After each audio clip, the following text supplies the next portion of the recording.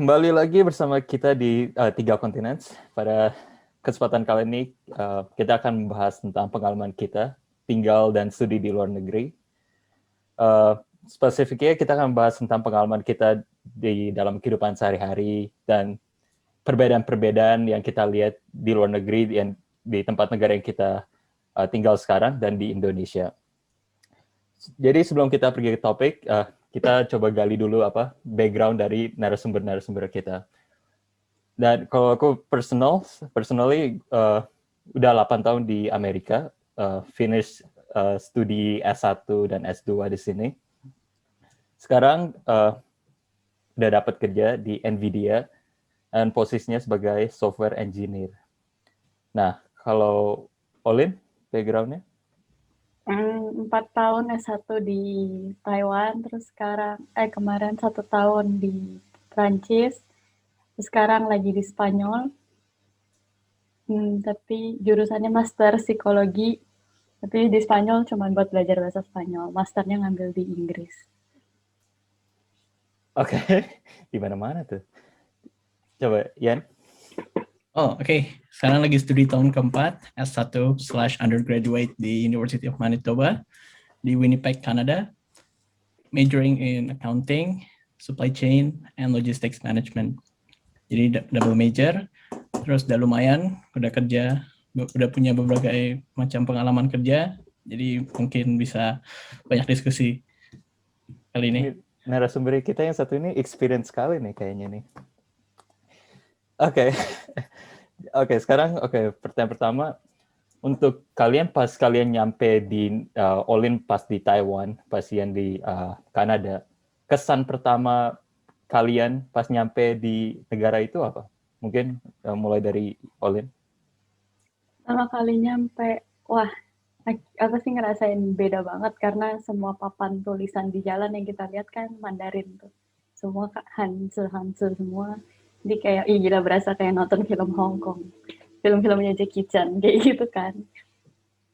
Terus awal-awal mungkin rada susah juga komunikasi karena waktu itu juga belum bisa Mandarin. Untungnya sih kita ada kayak dikasih buddy gitu dari sekolah yang bisa bantu kita buat, nih loh kalau kalian mau makan bisa ke sini. Terus mereka bisa ngomong bahasa Inggris yang buddy ini. Terus habis itu ini tempat jalan-jalan yang asik. Terus aktivitas apa aja dijelasin sama mereka. Kamu pas pertama pergi ke sana, kamu ditemenin sama bonyok nggak? Nah, kalau ditemenin enggak, karena waktu itu perginya bareng-bareng sama anak-anak Indo juga yang mau pergi ke sana. Oh, jadi satu grup. Satu grup. Kalau kamu ya? Agak beda ya pengalamannya ya. Beda dari Mas Jeffrey, dari Kak Colin juga. Yan kan berangkatnya sendiri kan. Jadi cuma diantar sama bandara sama papa mama sama ada Kak Colin nggak sih waktu itu? Ada ya.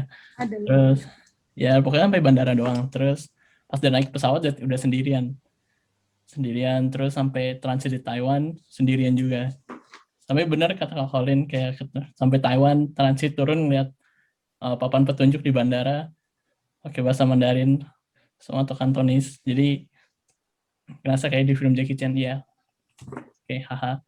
Terus pas udah nyampe di Vancouver pas masuk itu anxious banget kan ngantri kan buat buat dapat study permit yang resminya di print. Ngantri kan, nggak ada teman, nggak ada siapa-siapa. Terus nggak tahu immigration centernya di mana buat actually ngambil immigration letternya. Jadi mau nggak mau harus nanya karena cuma sendiri. Nggak ada lagi yang bisa ngasih tahu informasi mana. Pasti takut dong kayak, belum pernah nih ngomong sama bule pakai bahasa Inggris. Tapi at least kan masih bahasa Inggris kan, bukan bahasa yang lain. Ya enggak? Terus belum pernah kan, terus udah nanya kayak, excuse me sir, where's the immigration office? Where can I get my immigration letter? Terus kayak langsung dikasih tahu di sini. Terus langsung pertama-tama kayak awalnya takut kan kayak, salah ngomong kayak ini, namanya bukan immigration office bla bla. Terus dia langsung kasih tahu. Jadi intinya ya sendiri takut awalnya. Cuman pas udah nanya itu pertama udah berani nanya. Udah habis itu udah langsung lancar aja kayak cuma nanya doang mah. Tinggal ngomong bahasa Inggris doang, tinggal apanya yang kita tahu tanya aja udah. Buat tinggal kita ngomong tahu, bahasa Inggris doang. Coba yang 8 tahun di Amerika. Uset. Gila, mantap. Jadi pas kamu nyampe di Kanada, kamu bahasa Inggrisnya udah fasih kan, udah cus. Bukan fasih, maksudnya kayak awalnya kan takut dong. Kayak maksudnya belum pernah ngomong sama orang native gitu kan. Native Coba English kita tanya gitu. udah 8 tahun. 8 tahun gimana? Waktu pertama kali. 8 tahun. Eh, Ya, mungkin aku beruntung kali ya pas pergi ke Amerika, baru nyampe di Amerika ada translator, ya enggak? Di apa mama, ya kan translator. Pas nyampe banget. sana, aku bahasa Inggrisnya ya mungkin pas-pasan lah. Maksudnya nggak terlalu bagus, nggak terlalu jelek, ya kan? Dan ya maksudnya kesan pertama nyampe di Amerika tuh beda banget sama di Indonesia. Kayak mobilnya, ya kan? Kalau pertama yang kita lihat kalau di Indonesia kan mobil itu tuh seragam kan, Innova semua rata-rata, ya kan? Tapi sekali nyampe di Amerika kesan pertama tuh buset, mobilnya tuh apa beda-beda Berwarna, semua ya, nggak ada tuh satu seragam. beda merek. Iya, iya, nggak hanya satu mobil gitu. Itu apa kesan pertama. Kesan kedua bersih. Itu sih yang apa? Yang kesan gitu. Kalau di Bandara Soekarno-Hatta kalau keluar itu tuh udah kayak aduh, males juga lihat ya kan. Tapi kalau pas waktu nyampe di Seattle aduh, Seattle ya apa? Kesannya sih bagus juga gitu. Terus apa transportasi kan ada LRT kan pas kita nyampe tuh harus kayak ngambil LRT, muter-muter untuk ke bus stop ya. Terus ya itu kesan pertama kayak bersih, terus mobilnya beda-beda. Terus coba kita masuk ke topik berikutnya. Kan kalau kesan pertama kalau pas di Indonesia untuk pas mau studi keluar, itu studi keluar tuh mahal, ya kan? Tempat tinggalnya. Soalnya kalau kita convert rupiah ke mata uang lain kayak dolar sekarang 14.000 ya kan, kalau Kanada nggak tahu deh. Taiwan berapa? Taiwan kemarin ngecek 511. Nah itu emang perbedaan biaya hidupnya tuh beda drastis ya, kayak jauh banget gitu sama harga. Kalau kita bandingin sama harga Indonesia, gimana tuh ya? Kalau di Kanada gimana? Ya pastinya beda jauh. Pertama kayak tadi beda currency kan. Terus Kanada sekarang kan sekitar 11 ribuan, 11 ribu lebih. Hampir mirip sama dolar Singapura. Terus mungkin beda standar hidup juga di sini. Kayak orang di sini kan mereka punya standar semuanya di standardize kayak tempat tinggal ini harus ada sertifikasi ini. Misalnya kayak smoke detector, fire alarm, sama apa namanya yang buat buang asap dari ruang apa buat masak dari rumah terus dibuang ke atap itu semua harus dicek 3 bulan sekali, makanya pastinya bulanannya rentnya mahal kan. Emang berapa sih rentnya kalau di Indonesia? Kurang tahu juga ya, tapi kalau di sini kan bisa sekitaran dari 450, bisa ada juga yang sampai 2000-an buat sendiri. Tapi itu karena itu mereka standar hidupnya tinggi banget dan semuanya emang bagus banget. Kalau Ian sih di sini sekitar 500 ya. 500-an terus plus listrik sama internet jadi 550. Kalau dirupiahin berapa tuh? Sekitar 6 juta, 6 juta, 7 juta per bulan. Gila, accountant. Kurang lebih 6 juta 7 juta kurang lebih sama di Perancis, Spanyol nggak beda jauh. Nah, kalau 550 tuh apartemennya tuh yang bagus, pas-pasan atau yang low class ya? Sebenarnya, nah itu tergantung juga karena tergantung kita ngelihat apartemen itu kayak gimana. Kalau Ian ngelihat apartemen sebagai tempat buat tidur, terus bangun kalau sekarang kerja di rumah atau mungkin sekarang cuman kayak bangun pergi kerja, malam pulang tidur atau bangun kuliah pulang tidur. Jadi mungkin kelas menengah lah ya, cukup, maksudnya kelas untuk cukup bisa tidur terus tanpa harus ngerasa kayak kekurangan atau apa gitu. Ini kamu bilang standarnya orang Kanada tinggi banget, tapi kok standar kamu kayak rendah banget ya? Bukan standarnya rendah banget, tapi karena emang apartemen itu cuma buat tidur sama main game paling atau buat kerjain tugas. Nggak dipakai buat main bola atau apa, atau nggak dipakai buat pesta party, enggak. Main bola mah di lapangan bola, bukan di apartemen ya. Coba sekarang kalau kamu tinggal kayak dormitory dari kampus gitu ada ya?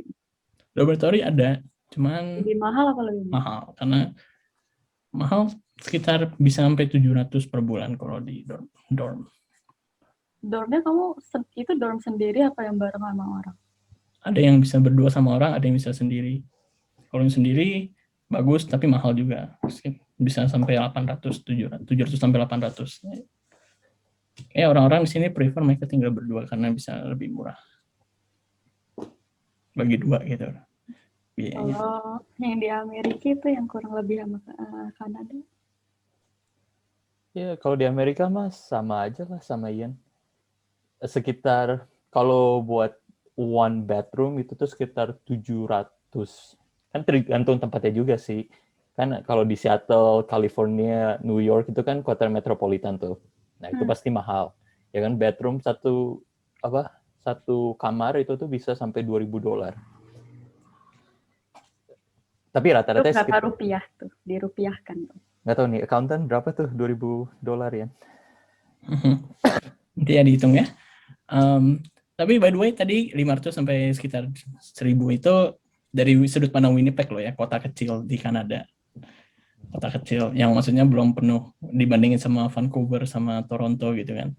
Kalau di Vancouver, Toronto mereka bedanya biaya hidupnya beda lagi. Maksudnya rentnya pasti lebih mahal karena semua sana biayanya intinya lebih mahal. Karena lebih ramai dan lebih kompetitif di situ. Kalau di Taiwan gimana, Lin? Kalau di Taiwan sebenarnya kalau dibilang kurang lebih sama di Indonesia ya biaya hidupnya karena kursnya juga nggak beda jauh, cuma 500 doang. Untuk biaya hidupnya, tempat tinggal gitu, kalau kos yang kayak kemarin Olin sempat tinggal tuh 3,5 juta per bulan. Itu udah termasuk air sama listrik. Enggak, itu belum termasuk air sama listrik. Oops.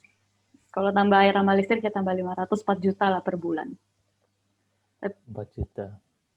Hmm. Kalau di Prancis? Nah, tapi kalau yang di Taiwan sempat juga tinggal di dorm tuh 6 jutaan per semester. Satu semesternya 4 bulan. Jadi kurang lebih ya mau tinggal di kos atau mau tinggal di dorm kurang lebih sama. Cuman gak enaknya tinggal di dorm waktu itu karena di satu kamar tuh kita berempat. Jadi kayak ramai banget gitu kamarnya. Gak enak. Dua-duanya kita nggak bisa masak, mau di kos atau di dorm. Terus makannya gimana tuh? Makannya belilah. Tiap hari? Kan, tiap hari. Makanya makan di sana sehari peceng sih per hari. 100.000. Itu berapa? Oh. Oke. Karena mau kita masak di rumah atau nggak masak di rumah sama. Nah, kalau di Prancis atau di Spanyol kurang lebih sama. Tapi nggak tahu kalau di Paris karena Olin nggak pernah tinggal yang di Paris. Tapi kalau kemarin waktu yang pertama kali exchange ke Prancis tuh tinggalnya homestay kan. Kalau homestay itu kurang lebih 6 juta itu udah dapat makan, kamar, listrik, air segala macam tuh udah termasuk. Kos-kosan di Indonesia sekarang tuh berapa ya? Sekitar? Nah, itu mesti lihat tempat lagi di Indonesia harganya range-nya lumayan. Soalnya dulu 10 tahun yang lalu sekitar berapa? 1 jutaan kan. Tapi sekarang berapa ya? Betul. Terus tadi kan aku soal makanan tuh. Emang makanan nih kalau di Taiwan atau di Prancis gitu, kalau kamu ngidem makan Indonesia, gampang nggak nyarinya? Nah, kalau Taiwan gampang, masih banyak yang masih ada restoran Indonesia karena di sana banyak ada banyak pekerja Indonesia juga kan di sana. Cuman ya rasa makanannya kurang mantep lah ya. Cuman kalau kangen ya bisa gitu ke sana. Tapi kalau di Prancis atau di Spanyol nyari gituan nggak ada. Nah, terus kalau kangen gimana dong? Akhirnya belajar bikin sendiri lah. Mau nggak mau terpaksa. Bumbunya ada? Ada yang nggak ada. Ya kalau yang bisa dibikin ya bikin, kalau nggak bisa ya udah nasib. Ini, tunggu ya. Tadi kamu latar belakangnya cuma jurusan kan? Kamu kan ada pengalaman jadi chef? Iya nggak? Iya betul. Nggak, bukan chef, line cook. Cerita dulu tuh. Kerja di restoran mana kamu? Kerja di restoran di downtown Winnipeg. Nggak perlu kita sebut namanya. Lumayan dari situ belajar masak berbagai macam masakan. Ada mulai dari Asian sampai western, karena restorannya bisa dibilang fusion, terus ada barnya juga. Jadi bisa belajar juga bikin sushi di situ, plus bikin steak. Jadi Tapi itu kan bukan makanan Indo ya. kalau makanan Indo di sini kurang, apa namanya, orang-orang kurang terekspos dengan makanan Indo, misalnya rendang atau sate gitu. Mereka kurang tahu, tapi mereka tuh taunya yang makanan bisa dibilang Chinese food lah. Mereka sangat familiar dengan Chinese food di sini. Terus kalau kamu mau makan makanan Indo, kamu cuman masak sendiri doang dong. Itu cuman satu-satunya opsinya. Kalau di Winnipeg ada kayak toko kecil di downtown, itu kita bisa beli berbagai, ya dikit-dikit lah barang Indo di situ, kayak kecap manis, kecap bango ABC, Indomie, terus bumbu pecel di situ. Kita bisa, tapi harus benar-benar ke dalam downtown karena tokonya kecil banget dan yang beli juga jarang makanan Indo di sini. Oh, dibandingin waktu itu yang jalan ke Toronto, waktu itu ada event Indo di situ, banyak banget orang Indo di situ. Jadi kayak bisa dibilang mungkin akses buat dapat bahan-bahan makanan Indo tuh lebih gampang lah di Toronto sama Vancouver secara, karena mereka kota yang lebih besar dan orang Indo di situ lebih banyak. Tapi kalau makanan Asia banyak kan, kayak restoran kayak Chinese. Banyak restoran Vietnam, restoran Cina di sini banyak. Nah, Vietnam. Gimana yang di Amerika? Di Amerika, kalau aku sih jarang masak, ya kan. Terus kalau mau makan makanan Indonesia, aku biasanya cuman kayak ngetok pintu aja. Ya Pintu kan? maksudnya? Pergi aja ke apartemen teman. Biasanya mereka kan suka masak kan. Apalagi pas aku di Seattle, ada satu teman, bukan Seattle, maksudnya di Washington area, ada satu teman aku tuh senang makan kan. Terus dia juga senang masak. Ya udah, kalau aku mau makan makanan Indonesia, tanya aja, bro, gue pengen makan rendang nih, ngidem. Lo mau masak gak? Boleh. Yaudah kita pergi belanja. Yaudah pergi belanja. Jadi effortnya cuma pergi belanja aja. Ya kan? Terus rata-rata dia bumbunya dia langsung diimport dari Indonesia. Jadi bawa langsung gitu. Iya, dibawa sama ibunya tadi. Iya, jadi biasanya dia udah kayak lengkap lah, kayak yang bahan-bahan nggak ada gitu. Biasanya dibawa sama emaknya gitu pas datang ke pas visit dia. Jadi makanya kalau itu biasanya kayak gitu kalau di Amerika. Kalau di Minnesota, kan sekarang masih tinggal di Minnesota nih. Makanan Indonesia bumbunya banyak tuh yang saset, apa sih bahasa Indonesia yang saset gitu, yang kayak kalau mau makan opor, jadi kita cuma bumbunya kita masukin, langsung masak aja gitu, gampang. Ya, itu sih. Tapi kalau restoran nggak ada di sini, restoran Indonesia. Ya sayangnya. Makanya kalau pergi ke daerah Seattle, California, kita wisata kuliner Indonesia di sana. Soalnya situ banyak banget makan Indonesia. Terus juga ada satu restoran di Seattle tuh yang ayam kremesnya enak banget. Terus nasi padangnya ya walaupun nggak seenak di Indonesia, tapi on par lah. Maksudnya boleh lah gitu, masih enak. Sekarang kalau misalnya kayak di Amerika atau Kanada itu makanan lebih murah makan di luar apa makan di rumah? Karena kalau di Taiwan kemarin kita masak sendiri di rumah atau kita makan terus beli di luar tuh sama gitu loh, kurang lebih biaya hidupnya jadinya. Kalau di sana gimana? Kalau di Winnipeg sih, kan di Kanada maksudnya, tergantung kita mau makan di luar itu levelnya kayak gimana. Waduh, level. Kalau cuma levelnya McD mah ya sama aja kayak masak sendiri. Karena paling keluarnya cuma $8 sekali beli kan. Tapi biasanya sih di sini lebih enak masak sendiri karena pertama beli bahannya cuma perlu sekali. Terus masaknya sekali, terus kita portion misalnya buat 5 hari. Terus mau makan tinggal microwave kan, gampang. Jadi hitungannya lebih murah kalau kita masak. Kalau beli-beli terus kan diakumulasi lebih mahal kan jatuhnya. Daripada beli grocery terus kita masak terus kita bagi buat seminggu. Gimana kalau di Minnesota? Kalau chef ya kayak gini Lin ngomongnya, ya enak masak sendiri. Ya kan, so dia bisa masak, ya kayaknya enak. Nah, situ dimasakin aja ribut. Ya kalau aku mah ya kan pertanyaannya murahan mana ya? Kalau murahan mana ya murahan masak sendiri. Soalnya kan aku kan standarnya tinggi ya. Maksudnya nggak kayak yang cuma tidur, makan, enough gitu kan. Jadi yes, kalau makan di luar tuh pasti at least $15 tuh keluar. Ya kan? $15 tuh sekitar 100-200 ribu. Ya Kalau kan? dihitung per minggu berapa kali tuh makan di luar? Kayaknya sekali lah. Sekali seminggu. Tinggi banget standarnya itu.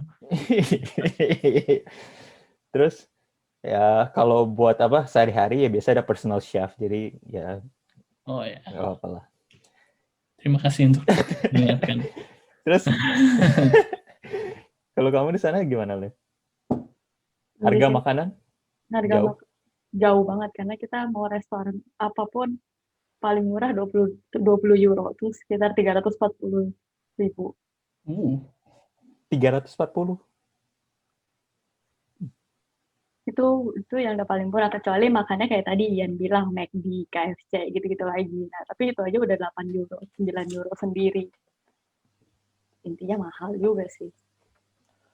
Jadi jauh lebih murah masak sendiri dan porsinya juga bisa lebih banyak daripada kita makan di restoran. Terus nih pertanyaannya, kalau pura-pura makanan 200 ribu pasti keluar kan. Terus tempat tinggal di atas pasti rata-rata Indonesia. Nah, itu tuh terus gimana gitu cara balance ya? Apakah kalau kamu kerja bisa cover basic necessities kayak makanan, apartemen gitu, cukup nggak? Soalnya kalau kita lihat apa gaji Indonesia kayak gaji kayak orang yang baru pertama kerja gitu. Biasanya gaji sekitar berapa? 7-10 juta kan? Nah, kalau kita bandingin sama gaji itu, berarti gajinya tuh dipakai semua gitu, nggak bisa ada simpanan gitu kan, nggak ada savings. Kalau di Kanada sama di Taiwan gimana? Ian dulu deh. Oh, oke. Kalau ngomongin ini harus berbeda tahap ya. Kalau tahap baru berdatang kan masih pakai duit full, pakai duit papa mama kan buat beli makan, buat bayar rent semuanya gitu-gitu kan. Jadi of course harus dibudget per bulan atau per minggu cuma boleh keluar berapa gitu kan. Nah, jadi ya otomatis lebih hemat lah bisa dibilang. Karena Tunggu, kamu bener apa kayak budget gitu kayak harus keluar segini gitu? Kayak kamu list pengeluaran expenses kamu apa aja gitu, kamu tulis gitu ya? betul. Luar biasa, oke lanjut. Karena itu kan sekalian juga latihan buat accounting, enggak lah itu omong kosong. Cuman ada Luar bagus sih biasa. kayak gitu. Jadi bisa catat expense. Jadi bisa tahu juga kalau misalnya bahan-bahan makanan tuh naik, bisa dicatat juga, bisa ketahuan. Nah, pas sudah mulai kerja, udah mulai dapat penghasilan kan. Jadi kayak rent sama makanan bisa di cover sendiri. Jadi duit papa mama cuma dipakai buat tuition doang. Dan lumayan gajinya per minggu bisa buat cover rent sama makanan plus jajan dan lainnya. Kalau buat student itu ada batasan kerja boleh berapa jam gitu? Enggak gitu ya? Tergantung di term apa, maksudnya di semester apa. Kalau selama fall sama winter di sini, student itu ekspektasinya mereka bakal kuliah full. Maksudnya kayak mereka ngambil minimal 3 mata kuliah. Dan di sini international student tuh dimaksimalin cuma boleh kerja 20 jam seminggu.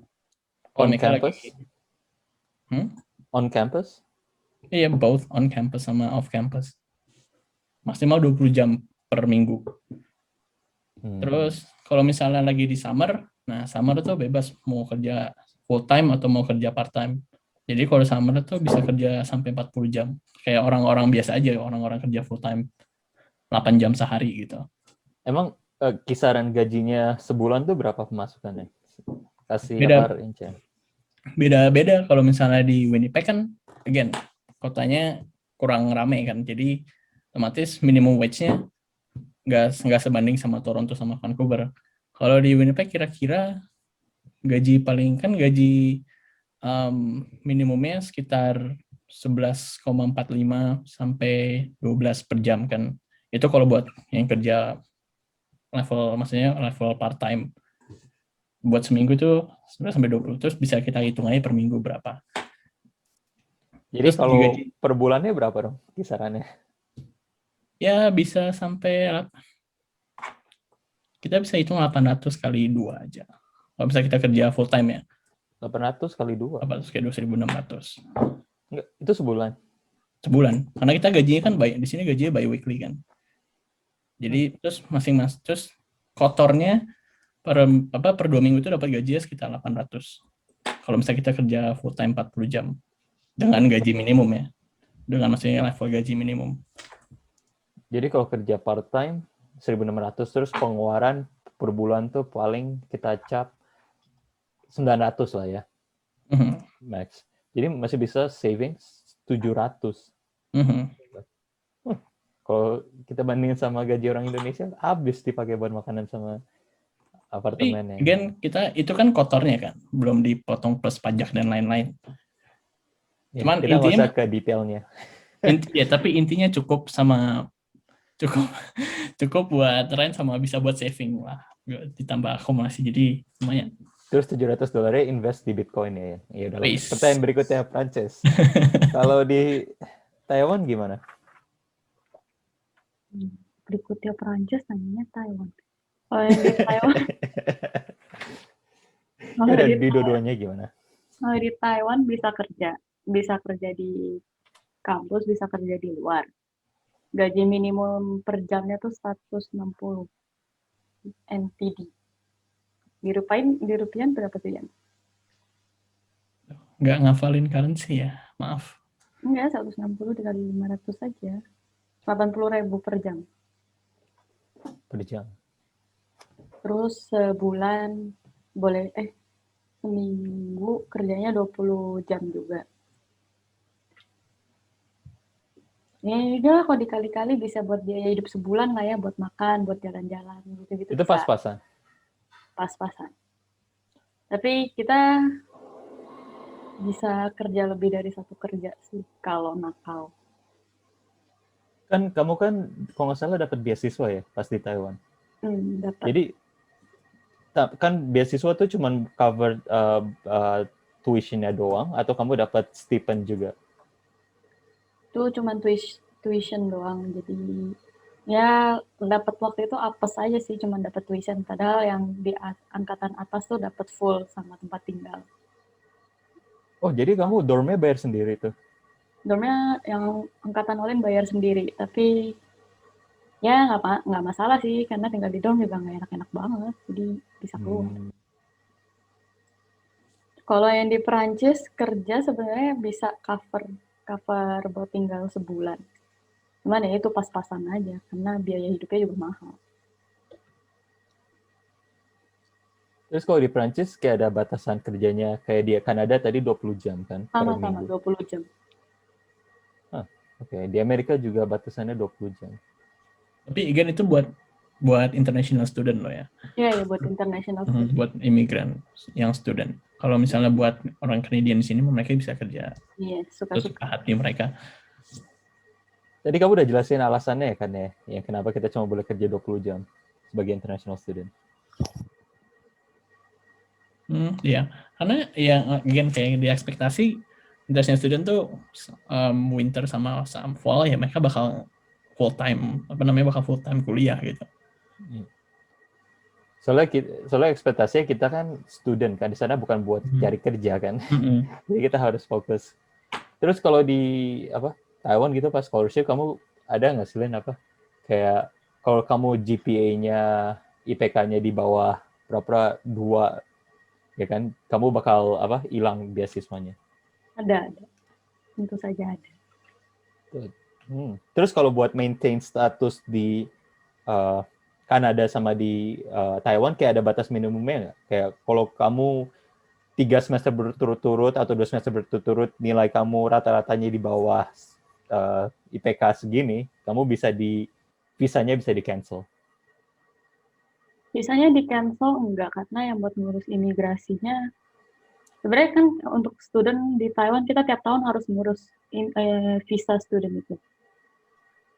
Jadi harus ada surat keterangan dari sekolah ya, kalau misalnya gagal ya nggak bisa lanjut bikin visa.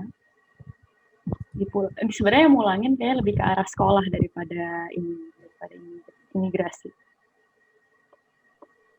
Oh, di sini sih kayaknya nggak ada sih ya kayak begitu. Soalnya belum pernah dengar kasus ada international student yang saking rendah GPA-nya sampai nggak dapat izin kerja lagi atau nggak dapat izin belajar lagi di sini.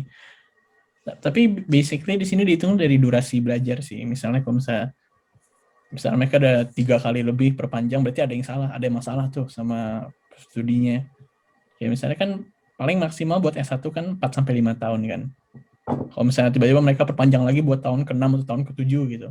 Nah itu bakal questionable kan. Kenapa kok bisa perpanjang kayak ini kayaknya nggak benar kuliah ini. Sekarang kamu keberapa ya? Tahun keberapa? Nah, mau tahun ke sana lagi tahun ke-4 mau tahun ke-5 kan. Udah mau lulus juga jadi. Oh, mau lulus. Dikira mau lanjut. Iya, kira mau lanjut S1. Seneng banget kayaknya di S1. Dia nggak ngaca, dia juga S1 5 tahun. Ya kan kerja setahun nih. Ya kan, sama Ian kan juga. Ya makanya dia apa? Rich of experience dia. Tapi maksudnya kalau kuliah doang bosan banget. Mending kalau bisa kuliah sambil kerja ya kan why not kan, bisa kuliah terus dapat duit juga. Why not? Terus nambah isi resume juga. Terus emang tipe-tipe pekerjaan yang student bisa ngambil tuh kayak apa aja sih? Kalau di Taiwan sama di Prancis? Kalau di Taiwan kemarin tuh kita bisa jadi tutor di kampus, karena kampus Olin kan emang buat bahasa. Jadi di sana buat anak-anak yang nilainya emang tinggi, kita bisa jadi tutor, bisa jadi asdos. Terus di kampus juga kita ada kerjaan yang bisa buat bersih-bersih. Jadi kalau ada kelas, jadi kan kita ada kelas pagi, kelas malam tuh. Jadi antara jenjang kelas pagi, kelas malam tuh kita bisa bersihin kelas itu, atau yang habis kelas malam kita bersihin kelas itu juga ada yang kayak gitu. Terus di kerjaan di luar ya kita bisa kerja. Bisa kerja di luar? Bisa. Kayak ada di restoran gitu-gitu? Di restoran, kan banyak toko minuman tuh di Taiwan. Bubble tea kan terkenal tuh. Boba. Itu juga bisa. Terus ada yang kerja juga, banyak yang kerja di toko Indonesia, online shop gitu. Selain itu, jadi cuman tutor, terus bersih-bersih kelas. Kalau buat di dormitorinya sendiri, bisa kayak kerja di dining hall nggak? Dining kayak tempat makan ya? Nah, untuk catatan yang di dorm di sana, kita nggak ada tempat makan. Adanya kantin kampus. Oh. Nah, kantin kampus itu kan ada yang ngurus sendiri, jadi nggak termasuk. Oke. Terus kalau di Prancis? Prancis paling eksis sih kerjaannya jadi ini ya, jadi kerja di ya itu sushi shop, terus restoran-restoran gitulah. Tapi bisa juga buat yang jadi nanny gitu, buat jaga anak kayak gitu. Terus kalau kamu kerja di luar kayak gitu kan, kamu di government bisa lihat kamu kerja 20 jam per minggu dari mana? Kan ada catatannya. Ya, tapi kan kalau kamu jadi nanny kan bisa aja dibayar unofficial, maksudnya apa? Nanny itu mereka punya institusinya sendiri sih.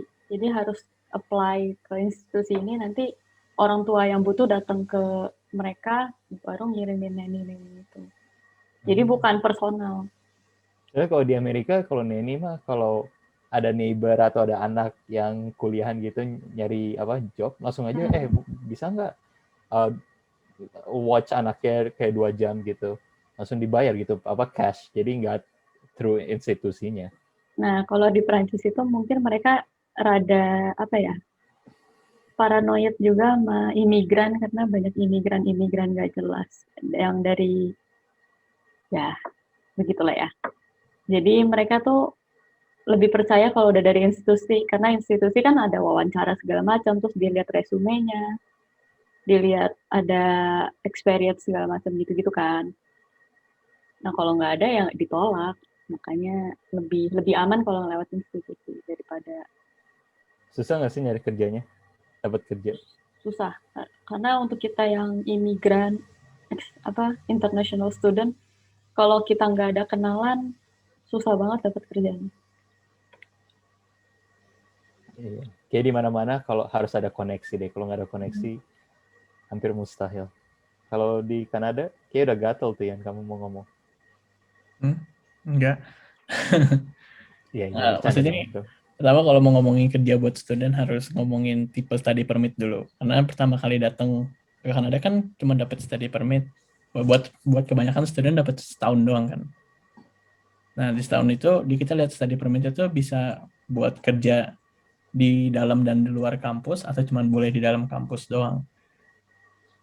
Kalau di dalam kampus itu peluang kerjanya bisa jadi kayak sama kayak tadi Kak Colin bilang, bisa jadi tutor, bisa jadi asisten profesor, bisa jadi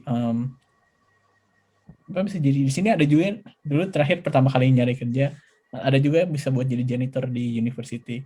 Jadi kayak kerja di sore kita namanya student tuh bisa bersih-bersih lah.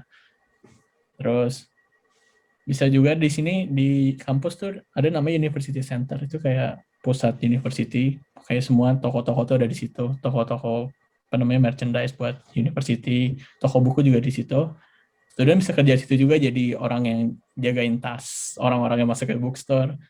Terus bisa juga kerja di restoran yang ada di apa namanya kayak di lantai 2-nya gitu. Kerja di restoran bisa jadi kitchen atau bisa jadi waiter di situ. Kalau di luar paling bisa jadi apa namanya kayak kerja di mini store kayak di Walmart gitu. Walmart enggak mini store sih itu gede. Saya bisa jadi yang kayak orang yang kayak apa namanya greeter yang kayak misalnya ngasih troli gitu, atau bisa juga yang kayak keliling apa merhatiin orang beli apa. Terus kalau nggak kitchen atau waiter juga sama. Cuman itu harus study permitnya harus bisa keluar apa bisa buat kerja di luar university ya. Dan terakhir mungkin jadi chef ya, atau jadi accountant-nya buat restoran itu mungkin, ya kan? Itu bukan. Itu kalau udah di tahap berikutnya. Oh, tahap berikutnya. Oh, Kalau di Amerika ya kalau di Amerika ya itu tergantung. Kan aku kan sempat di ke college kan. Kalau di college tuh agak terbatas pekerjaannya, so kan lebih kecil daripada universitas kan. Ya, kalau di college sih paling jadi gardener, jadi tukang kebun, terus jadi tukang yang resepsionisnya di gym, terus jadi tutor. Ya selain itu sih biasanya terbatas, makanya pas di college itu tuh kompetitif banget untuk cari kerja. Kalau tutor biasanya saingannya kan banyak dari orang Cina, nah itu biasanya ada 20 gitu. Terus posisinya biasanya cuma ada 10, makanya koneksi itu penting supaya kita bisa dikasih rekomendasi kan. Terus kalau universitas tuh nah ini kan gede banget tuh. Nah, ini banyak peluangnya. Bisa jadi asisten dosen. Tapi itu tahap berikutnya, ya kan. Terus iya. Tapi yang beda dari Kanada sama Prancis itu tuh kita di sini tuh harus nggak boleh gitu study di luar, kerja di luar kampus gitu. Kalau kerja di luar kampus itu kita harus pakai ada izin kerja namanya CPT, CPT. Jadi itu izin kerja buat yang curricular, dan itu kita nggak boleh pakai CPT itu buat kerja di restoran atau kerja di mana gitu. Kita harus kerja di tempat yang sesuai dengan major kita, jurusan kita. Kalau unrelated nggak bisa, kita nggak boleh ngambil kerja di luar. Makanya itu strict banget kalau di sini. Makanya biasanya banyak orang yang kerja ilegal di bobati, restoran-restoran gitu yang orang Cina. Soalnya mereka biasanya ngomong satu bahasa kan, makanya diperboleh ada koneksi gitu. Makanya mereka bisa kerja ilegal. Tapi kalau nggak dapat kerja on campus, terus nggak dapat CPT, maksudnya kerja yang sesuai jurusannya, ya nggak dapat kerja, makanya susah. Tapi bedanya kalau di universitas, pilihannya banyak, terus juga job opening-nya banyak gitu, makanya selama ada kemauan, pasti bisa dapat kerja. Ya kan? Terus, Indikator. nah itu yang gue tanya, emang kalau di Taiwan, Prancis, sama di Kanada itu nggak ada yang study permit? Apa yang kayak izin kerja kayak gini? Maksudnya kalau dapat izin kerja bisa langsung kerja di mana aja gitu di luar yang off campus? Jadi kalau di Prancis kan juga buat student visa tuh ada beberapa tipe. Kalau kita cuma exchange student, kita cuma dikasihnya yang 6 bulan gitu. Jadi tuh kita nggak punya hak buat kerja. Nah, sedangkan kalau kita punya student visa, itu kita bisa kerja mau dimanapun. Jadi asal dapat student visa yang long term gitu, kita bisa kerja. Jadi tergantung tipe visa. Kalau Kanada ya? Kayak tadi udah dibilang kan, ada, maksudnya kayak Yuan udah bilang tadi, maksudnya kayak ada beberapa yang dapat study permit itu beda gitu. Ada yang study permit itu cuma bolehin kerja di kampus, sama ada yang boleh kerjain di kampus, ada yang boleh kerja di kampus sama di luar. Yang di luar itu harus kayak memenuhi kriteria tertentu nggak? Maksudnya kayak benar-benar susah duit, ada kesusahan pendanaan gitu, makanya mereka diperbolehkan kerja di luar, atau siapa aja boleh? Kalau dari pengalaman sih ya, mungkin dari pas pertama kali mereka daftar sebelum datang ke sini, mungkin mereka ada yang isi, mungkin isi datanya specifically mereka nggak boleh kerja gini atau macam-macam, jadi mereka dikasih izinnya nggak boleh kerja di luar kampus, cuma boleh kerja di kampus doang secara registrasi. Terus ada beda lagi kalau misalnya udah mau kerja yang level yang maksudnya kayak level internship atau level co-op gitu. Kalau kerja internship atau co-op gitu, harus apply namanya work permit buat resmi. Jadi itu benar-benar fokus buat work permitnya. Gimana student tuh diizinin buat kerja gitu loh. Buat kerja. Dan mungkin nggak semua employer butuh, tapi dari pemerintah, dari government wise itu butuh, karena buat kayak itu buat legal, kayak ini student boleh nggak kerja full time di sini. Terus kalau kita move on ke topik berikutnya, terus kalau gaul gitu sama orang lokal, itu tuh susah nggak sih kayak komunikasinya, budaya, culture-nya? Kayak kamu ngerasa perbedaan gitu nggak? Struggle nggak kamu kayak awal-awal gitu buat adjust to their culture di Kanada ya? Sampai sekarang sih masih struggle ya buat buat adapt ke pola pikir mereka gitu. Emang pola pikirnya gimana? Maksudnya kayak mereka tuh kebanyakan nih, mereka tuh kayak work hard, play hard. Maksudnya kayak mereka kerja keras, terus malamnya mereka party gitu, atau mereka sering ngumpul-ngumpul minum gitu kan. Sedangkan dia kan orangnya nggak suka tempat rame, jadi maksudnya kayak nggak bisa, namanya party-party nggak jelas gitu. Terus kalau secara komunikasi sehari-hari sih nggak masalah ya, maksudnya kita kan bisa ngomong, karena kan ngomongnya dalam rangkup atau dalam topiknya pelajaran kan, atau mata kuliah, atau mungkin experience kerja, jadi secara itu sih gampang-gampang. Tapi kalau dalam day to day soal mereka gaya hidup atau motivasi, agak-agak susah karena mindsetnya berbeda kan. Kalau aku mengkategorikan jadi 3 tipe gitu kan. Kalau orang Indonesia sendiri pun ada beda-beda tipe kan. Coba tipe pertama tuh orang yang kaya banget, ya kan, datang dari keluarga yang kaya.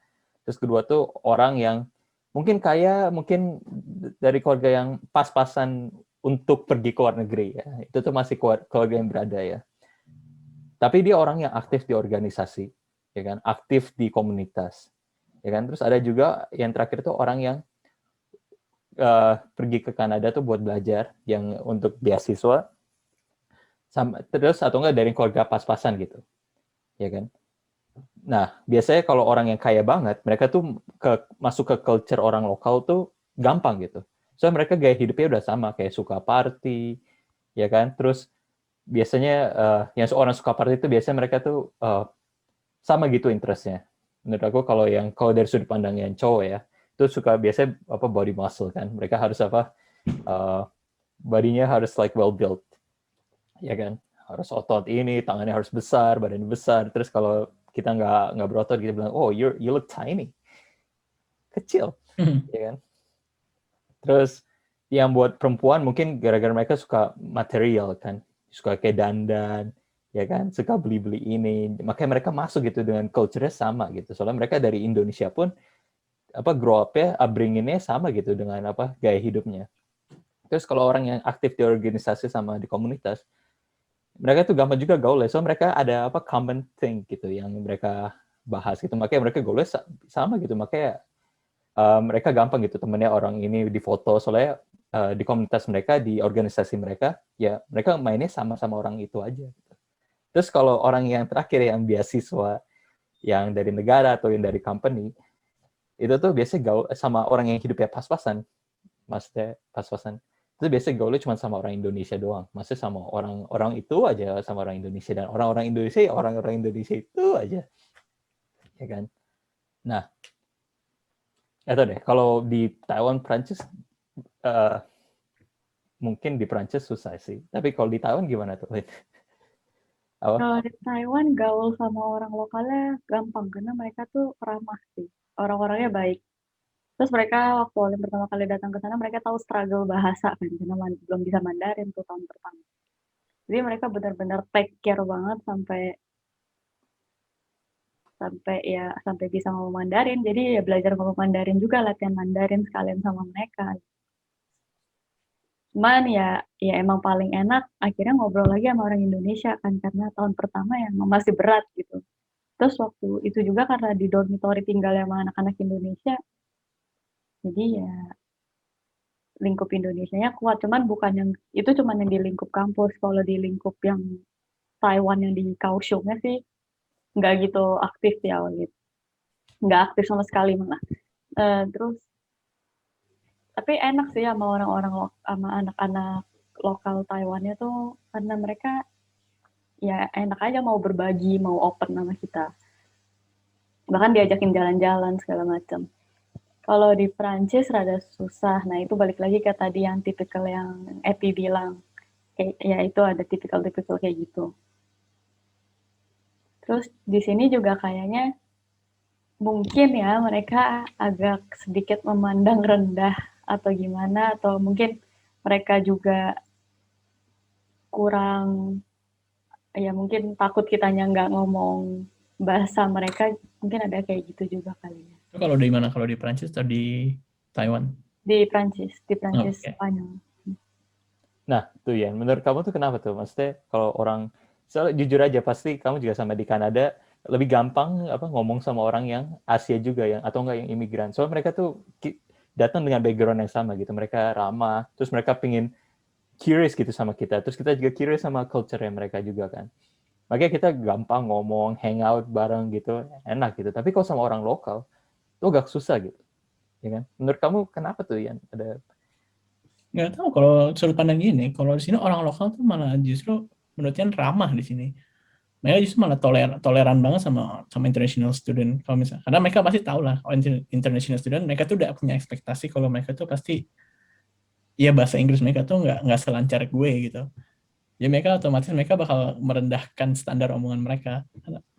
Atau bahkan kalau misalnya kita ngomongnya kurang pede, mereka bakal bantuin benerin. Nah, mereka tuh toleran. Maksudnya Canadian ya di sini. Ya, sebentar. Tadi kamu bilang nggak selancar gue-nya itu literal gue atau? Nggak, maksudnya orang Kanada. Ampun. Maksudnya mereka tahu lah, kayak mereka tuh udah punya ekspektasi. Bahkan mereka kadang suka shock kayak misalnya kalau misalnya ada orang international student yang ngomongnya fluent banget Inggrisnya, mereka bakal ngomong kayak, mereka malah muji kan kayak, your English is really good. Ya kan? Pengalaman ya? I think so. Terus itu kamu bilang tuh seanak yang seumuran kayak teman universitas kamu atau tuh orang-orang yang udah tua kayak profesor atau enggak kayak host mom atau kayak orang udah berumur lah yang udah punya banyak pengalaman? Both sih, maksudnya kayak otomatis. Ya maksudnya semuanya mereka gitu, nggak maksudnya nggak berbeda demografik. Kayak maksudnya student ya mereka kayak gitu, orang yang udah tua mereka justru malah lebih sopan lagi, kayak mereka lebih ramah lagi. Mereka bahkan kadang kalau misalnya international student mampir ke rumah international student temennya local people sini, mereka malah diajak ngobrol sama sama orang tuanya gitu diajak ngobrol, kayak malah tanya-tanya kayak gimana sih culture di apa namanya back home kayak gimana gitu. Jadi yang tua lebih ramah, kalau yang muda tuh mereka lebih kayak into the conversation, mereka lebih kayak saling nanya gitu. Ya mungkin gara-gara perbedaan di jurusan juga kali ya. Karena aku kan jurusannya di engineering kan. Kalau engineering mah orang nggak ada tuh yang ramah-ramah, mereka cuma peduli diri sendiri mereka.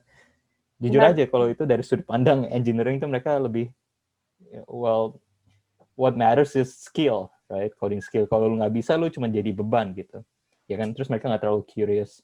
Dan biasanya kalau anak-anak di engineering kan anak-anak nerd kan, kurang bersosialisasi. Kalau kamu jurusan bisnis, ya itu kan satu attribute yang harus kamu punya kan, bersosialisasi. Penting. Apalagi kamu Lin, komunikasi, ya kan? Kamu jurusan apa sih? Ya kan, maksudnya itu. Jadi ya saya orangnya berbeda, makanya beda sudut pandang juga, makanya menarik juga. Terus Nah tunggu, tapi emang waktu di college juga komunikasinya susah? Atau masih di college? kalau di college itu susah bukan gara-gara orang ya. Kan aku kan di college itu tuh di Washington kan, di state Washington. Nah itu banyak orang-orang, soalnya kecil, komunitasnya kecil. Terus rata-rata aku komunikasinya bukan sama orang-orang yang anak seumuran, tapi sama-sama orang yang di komunitas gereja gitu. Bukan aku pergi ke gereja, bukan, tapi soalnya kan ini kan aku tinggal di host mom kan, di host family kan. Nah, host family-nya itu kayak deket gitu. Kalau aku juga sempat jadi presiden international club kan. Nah, kalau kita bikin plan, itu biasanya kita plan sama yang host family-nya itu. Nah, kalau itu mereka baik banget gitu. Mereka kayak care, terus mereka soalnya mereka ada pengalaman sama international student yang sebelum-sebelumnya kan. Makanya mereka tahu, terus mereka lebih enak lah gitu, kayak dapat feeling yang beda gitu sama kalau ngomong sama anak yang seumuran, ya kan? Sekali lagi, soalnya major aku di engineering, makanya aku dapat impresi yang kayak gitu. Nah, itu sih susahnya, maksudnya mungkin kalau aku gaul sama orang yang di bisnis atau yang di itu, biasanya lebih gampang. Dan ini, terus bedanya sama orang lokal, nah tergantung orang kulit mana, ya kan? Kalau orang kulit putih, biasanya mereka tuh susah gitu diajak komunikasi dibanding sama orang yang hitam. Ini bukan soal rasis, tapi orang hitam biasanya mereka lebih friendly, terus mereka suka bercanda-canda, ya kan? Kalau orang putih itu lebih serius gitu. Soalnya mereka mikir, aduh, gue takut nyentuh hal yang sensitif, ya kan? Soalnya kalau orang putih itu benar-benar takut nyakitin orang. Kalau aku ngomong sesuatu yang kalau aku ngomong sama orang Asia gitu, yang kayak, hey, you look so Chinese. Mereka oke gitu. Tapi kalau dipandang sama orang yang putih itu kayak offensive, ya kan? Makanya kita nggak selepas itu kayak pas ngomong sama mereka. Tapi kalau orang hitam, nah itu mereka ngomongnya gampang. Nah, nggak tahu deh. Kalau di Perancis sama di Kanada gimana? Kalau di Kanada, kita hati-hati ngomongin sini, tentunya hati-hati. Cuma kalau benar juga kata Mas Jeffrey, kalau between international student and international student, kita ngomongnya mah bebas, karena kita kan nggak mungkin kita nyakitin satu sama lain kan. Maksudnya dalam bentuk kalau ngomong, you're from China, my country beat your country, you're in soccer or whatever. Ya mereka ngomong gitu kan nggak masalah, kita ngomong gitu kan nggak masalah. Cuman mungkin again karena di Kanada tuh orangnya mungkin nggak tahu kenapa mereka toleran, mereka kayak punya rasa hormat sama orang lain, saling menghargai. Ini dari Winnipeg ya, maksudnya dari sudut pandang orang-orang di Winnipeg. Ya mereka tuh ramah gitu. Jadi mereka kayak nggak peduli mereka nggak perlu takut nyakitin perasaan orang lain, karena mereka tahu omongan mereka nggak mungkin se-offensif itu ke orang-orang imigran gitu loh. Cuman nggak tahu kalau di Perancis gimana.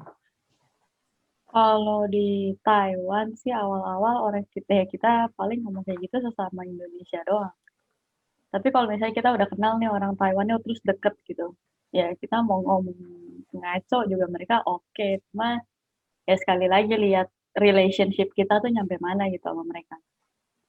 Kalau di Prancis kesemuanya dijaga banget sih.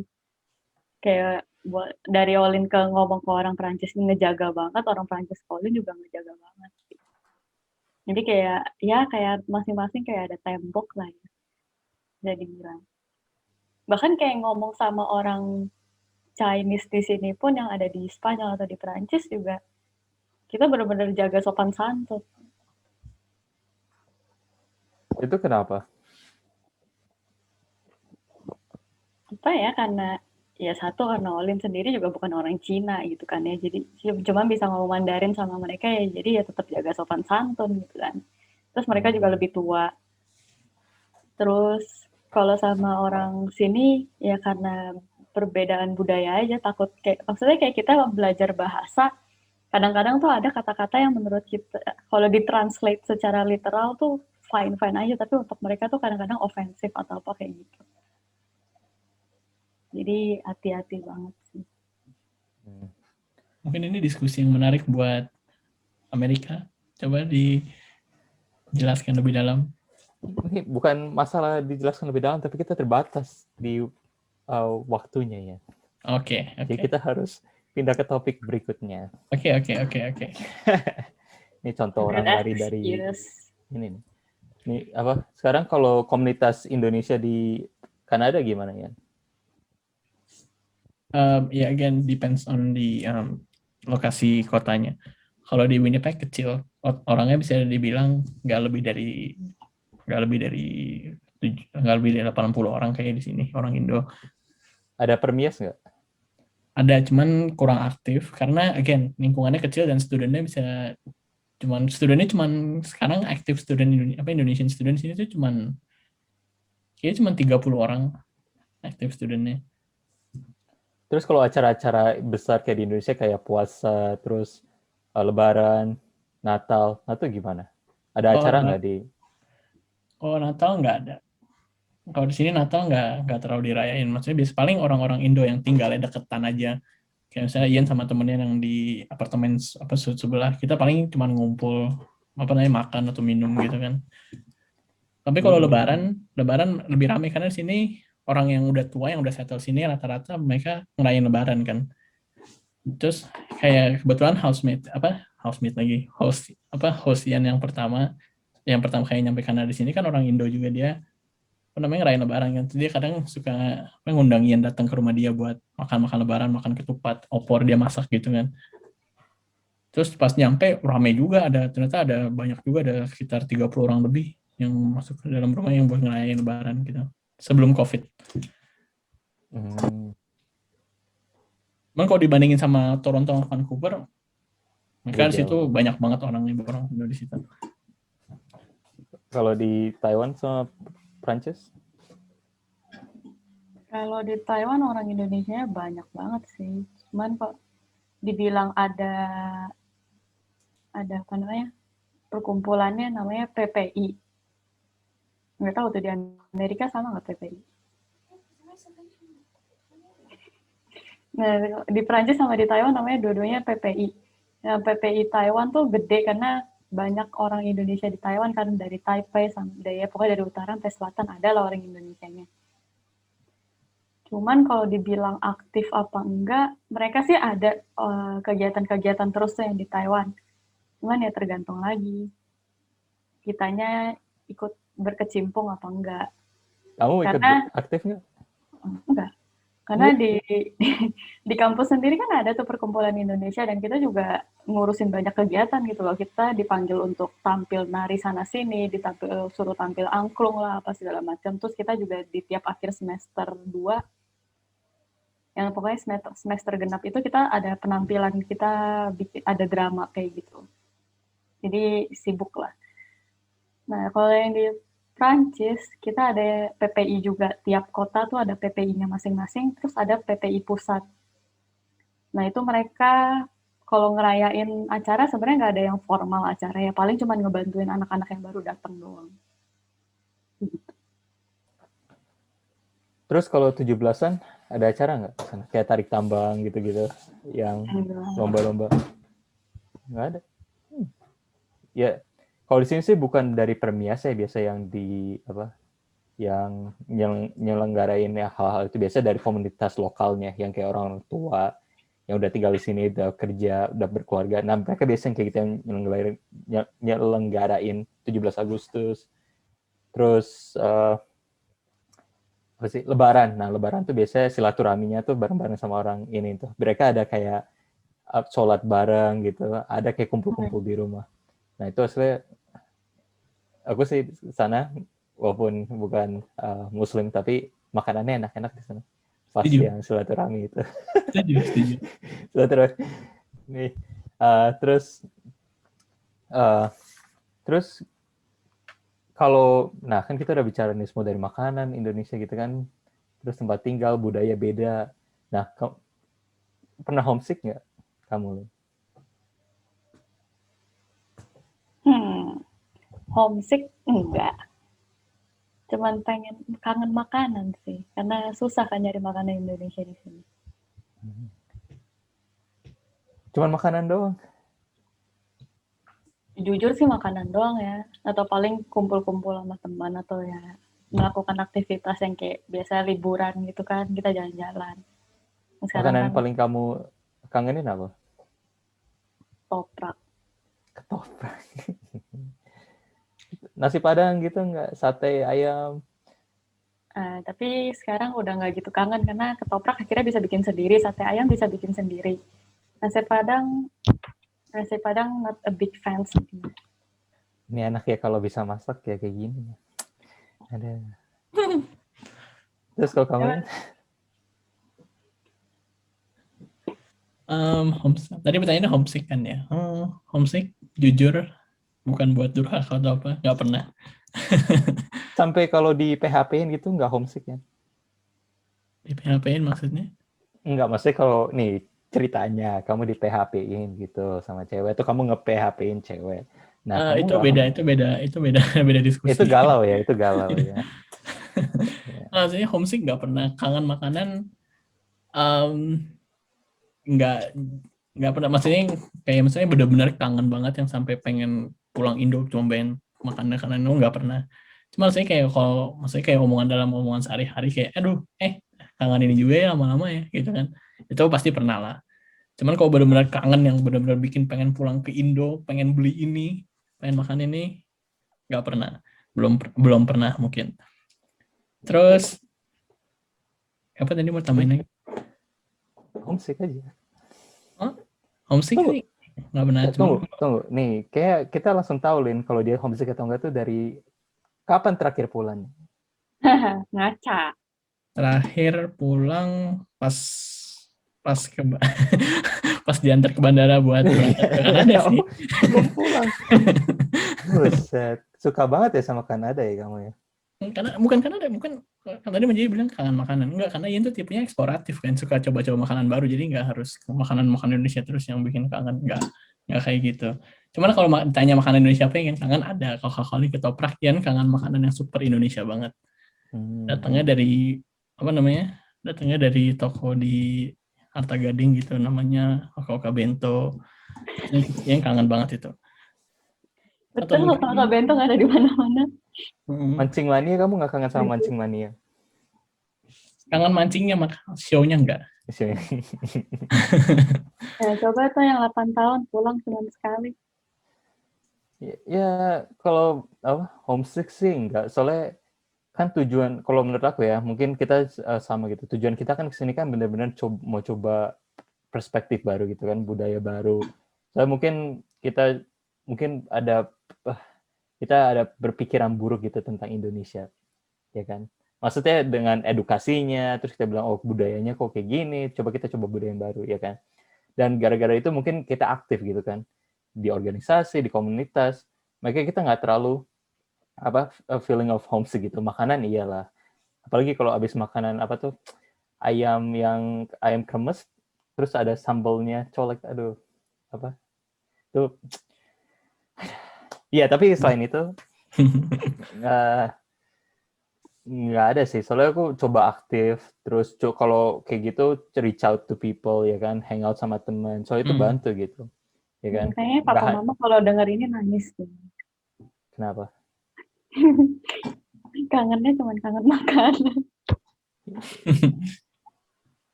Ya kangen sama orang tua tentu saja. Tapi kan Iya. ada WhatsApp, ada ini, jadi gampang gitu untuk komunikasi.